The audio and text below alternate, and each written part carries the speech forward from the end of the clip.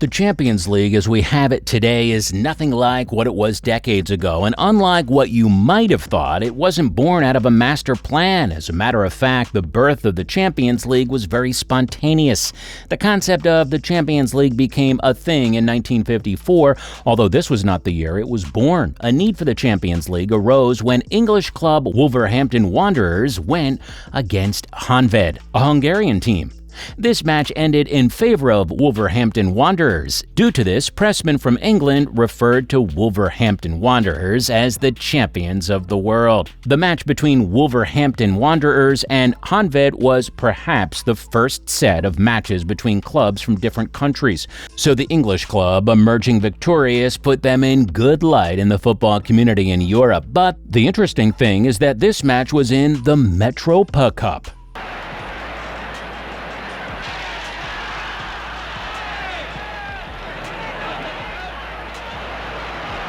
Within 10 minutes, they opened the scoring through Kokshish, which wasn't of any significance and featured only a couple of teams. As insignificant as the competition was, a certain Hungarian reporter, Gabriel Hanna, wasn't comfortable with the picture the English press was painting. He could have decided to start a war of words, but that wasn't what he did. Rather, he called for a proper competition that would involve the best clubs from the various leagues in Europe. And that was how the Champions League was born in 1955.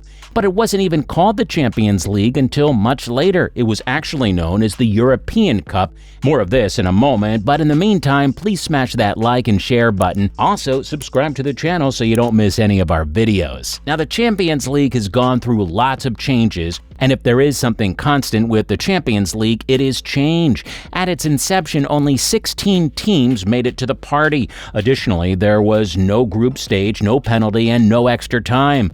The teams went straight into the knockout, and if there was no winner after an encounter, the teams involved had to have a replay. Additionally, unlike the Champions League as we know it today, the European Cup wasn't lucrative, so teams basically played for passion and not for financial rewards. The first European Cup was played in the 1955-56 season, and Real Madrid, the biggest team in the Champions League, won it. As beautiful as winning the maiden edition of the Champions League was, the Los Blancos were obviously not satisfied. They wanted a lot more, so for the next 4 years, Madrid were busy winning the European Cup. The implication of this is that they won the first 5 European Cups. With this, it is obvious Madrid did not become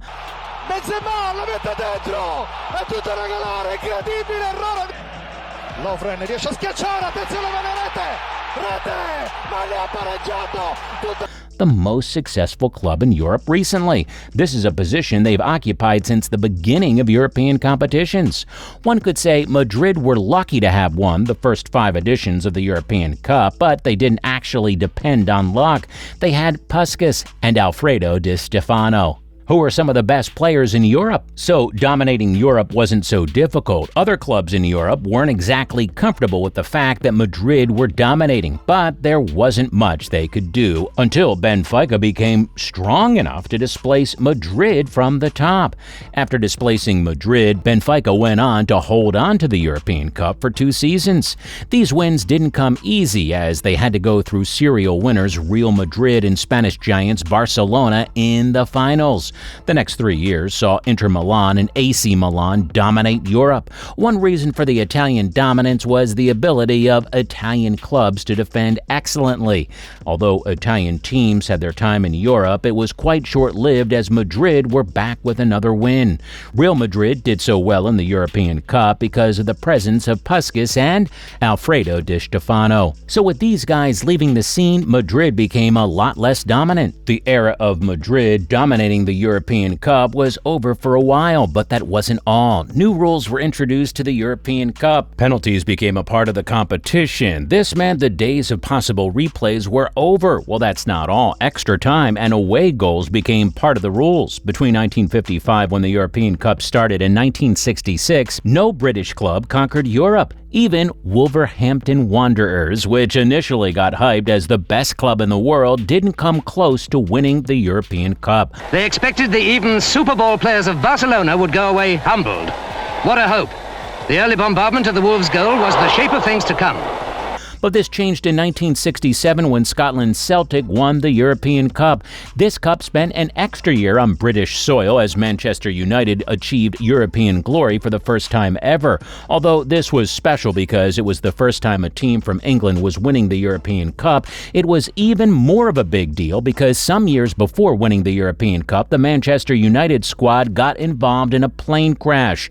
This meant they literally rebuilt their square and were at the top in a couple of years. Just like Madrid, which had Alfredo Di Stefano and Puskas to thank for their European success, Bobby Charlton and George Best played a major role in United's European Cup success. The next couple of years after United won the European Cup were dominated by Feyenoord and AC Milan, but their dependence didn't last long as Bayern and Ajax came on the scene with a bang. Although Ajax and Bayern Munich came on the scene about the same time, Bayern actually needed to wait in line until Ajax were done shining. The Dutch club had one of the best players of all time on their team. This man, known as Johan Cruyff, led the Dutch Giants to 3 consecutive European Cup successes.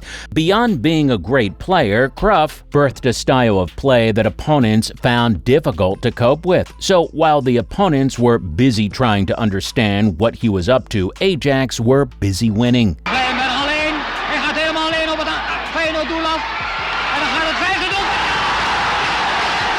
After Ajax were done winning the European Championship 3 years in a row, Bayern Munich took over. The Germans were able to dominate Europe because they just didn't concede lots of goals. Their defense was watertight, so they basically defended and scored using the counter. En de luidruchtige aanmoedigingen van de aanhangers van de Turkse kampioenen. At this point in the European Cup, apart from Manchester United winning it once, England was yet to make it to the party. But the English teams were just around the corner because for the next 6 years after Bayern's reign, it was an all-English party. Liverpool won their first European Cup in 1977, but they clearly were not satisfied with just one win, so they made it the football community would expect to conquer Europe. But it's interesting how Nottingham Forest won the European Cup back-to-back. Liverpool probably took a cue from Nottingham Forest and won it a third time. To do this, they had to go through Real Madrid in the final. Next to the party was Aston Villa, and that was it with the English winning streak in the European Cup.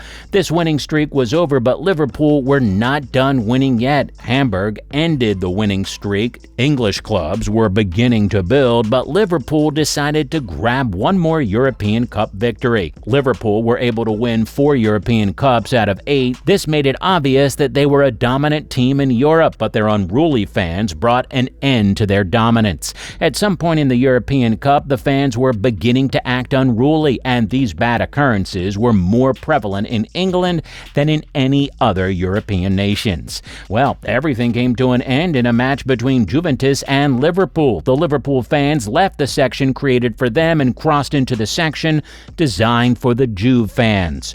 This led to a brawl that cost a number of lives and injured a lot more. Although this brawl could have led to the end of the match, UEFA let the match continue even after a section of the stadium collapsed. Although things were already bad, they weren't so bad for the old ladies as they conquered Europe for the first time. After this match, UEFA knew that if they didn't do something about hooliganism among the fans, it wasn't going to stop. Due to this, Liverpool got banned for 6 years, while other English clubs received a 5-year ban.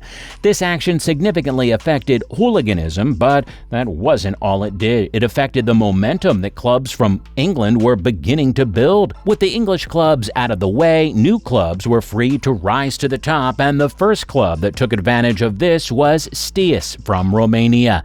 They beat Barcelona in the final on penalties and are the first and only club from Eastern Europe to win the European Cup. The next 2 European Cups went to Porto and PSV. Although underdog stories are interesting, AC Milan ended the party for the underdogs as they went on to win back-to-back titles. Well, the underdogs were not giving up as Belgrade got their share of the spoils. The year was 1992, and Barcelona, which is considered one of the biggest clubs in Europe today, was yet to win the European Cup. However, that was about to change as Johan Cruyff, who was popular for his total football philosophy, was back. But not as a player, he was back as a coach and was in charge of Barcelona. He led the Catalans to victory. Barcelona were somewhat lucky to have won the European Cup in 1992. This is because the European Cup got rebranded and became the Champions League that we still call it today. There are quite a couple of reasons why the Champions League got rebranded. Chief among these reasons is that the UEFA was looking to make it more competitive. One way this tournament became more competitive was that it now had a group stage. With this, there were more games. But that's not all. The ban on England was lifted. The return of the English teams to Europe was good news for football, and England in particular. Sadly, at this point, the teams from Italy had made Europe their background. So getting back to winning ways was an uphill task for teams from England. Before the Champions League, teams from France were yet to make a mark in England. However, that soon ended. Marseille won the first edition of the Champions League, and that was it for France. Marseille beat Milan in the 1993 final, but Milan were not backing down. They beat Barcelona to win the Champions League in 1994. They were dethroned by Ajax in 1995, who in turn left the seat for the old ladies, who were used to losing in the final. After winning in 1996, the old ladies again lost in the Champions League final, this time to the German side Borussia Dortmund. After Dortmund conquered Europe in 1997, there was yet another change to the Champions League. You see, prior to 1998, only one team from each country could play in the Champions League. Lots of top clubs in Europe were not comfortable with this arrangement, and this led to rumors of a Super League being formed. Although it didn't quite seem like there was a concrete plan for a Super League, UEFA's response to this rumor was an increase in the number of teams in the Champions League from 16 to 32. Obviously, this made the Champions League bigger. There were more matches, more goals, and more money, of course. The new Champions League format would last all the way to 2024. As a fresh format will be implemented in 2025. We will see more of this later. But this is a perfect time to subscribe to the channel if you're new here. Just like Madrid won the first ever European Cup and dominated Europe for the next 5 years, after the Champions League format changed, the Los Blancos were dominant for 6 years. Although they didn't win at all through these years, they conquered Europe in 3 out of 6 years. From their defense through their midfield, and United were able to win the Champions League in 1999. They scored 2 late goals to beat German champions Bayern Munich. The Champions League was quite uneventful until 2004, when the special one took underdogs Porto to the Champions League final and won convincingly. This was the beginning of a new Champions League era, although Mourinho never won the Champions League again until 2010. His victory with Porto made him a force in Europe. It was 2005 and Mourinho was looking to head to the finals, this time with Chelsea. Sadly, Liverpool stood in his way of winning the Champions League back-to-back. Well, after defeating Mourinho's Chelsea, Liverpool went on to face Milan in the final. At the time, Milan were considered favorites to win, and it very much seemed like they were going to walk over Liverpool easily, as they were already 3 goals up after 45 minutes. But Liverpool shocked Europe when they made a comeback that no one saw coming. They scored 3 goals in the second half, dragging this match to extra time and then penalties. In the end, Liverpool won the Champions League. They tried snatching the cup from AC Milan 2 years later, but this time the Italians were smarter. But before this happened, Barcelona beat Arsenal in the Champions League final. Arsenal went ahead, got an early red card, and their keeper got sent off, and that was the beginning of the end for them. They could not deal with the pressure from the Catalans that ended up losing this match by 2 goals to 1. It was 2008, and Chelsea and Manchester United were 2 of the biggest clubs in Europe. And for the first time in the Champions League, Europe saw an all-English final. CR7 got the Red Devils ahead with a header. But when it looked like it was going to be United's day, Lampard equalized for Chelsea. The game went into extra time through penalties, and Ronaldo, who was supposed to be 9, was going to be an all-English final. Interestingly, Surprisingly, it appeared the two clubs involved in the 2008 final would be going head-to-head again in 2009. The biggest robbery in Champions League history. Chelsea were on their way to facing United in the final, but were stopped by Barcelona with the help of the referee. The Catalans went on to beat United by 2-0 in the final. A year later, the Special One won his second Champions League trophy. This was followed by Barcelona beating United in another final. Messi was on fire, and the United defense didn't have an answer to what he brought to the game. Chelsea were yet to win the Champions League, but in 2012 they joined the class of Champions League winners, and they went through one of the most difficult routes. They qualified ahead of Barcelona and ended up beating Bayern Munich in Germany, but Bayern redeemed themselves by conquering Europe in 2013. It was 2014 and Real Madrid had not won the Champions League in over a decade. The last time they won the Champions League was 2002, and they were tired of waiting. They had gathered some of the best players from across Europe. They even had Kaká and Ronaldo, two Ballon d'Or winners, on one team. This combo, 3 more goals from Ronaldo, Marcelo, and Bale, gave Madrid the cup for the 10th time. The Los Blancos were back to dominating Europe and would go on to appear in the semi-final final for the next 4 years. A year after they won their 10th Champions League, they got knocked out by Juventus in the semi-final. The old ladies were close to winning the Champions League, but they found a way to live up to expectations as the Champions League final losers. Although they had a reputation for losing in the Champions League final, winning Barcelona with the most potent attack trio of Messi, Suarez, and Neymar was going to be difficult. Barcelona won the last Champions League in 2015, and Europe saw Madrid finish at the top in 2016, 17, and 18. Conquering Europe for 3 years in a row in an era with a lot of competition was mind-blowing. But even more interesting is that Madrid relied on the same starting 11 for 3 years in a row. Madrid beat Liverpool in the 2018 final after Ramos injured Salah, and the Liverpool goalie made 2 schoolboy mistakes. Well, Liverpool were down but not out as they won the Champions League the next year.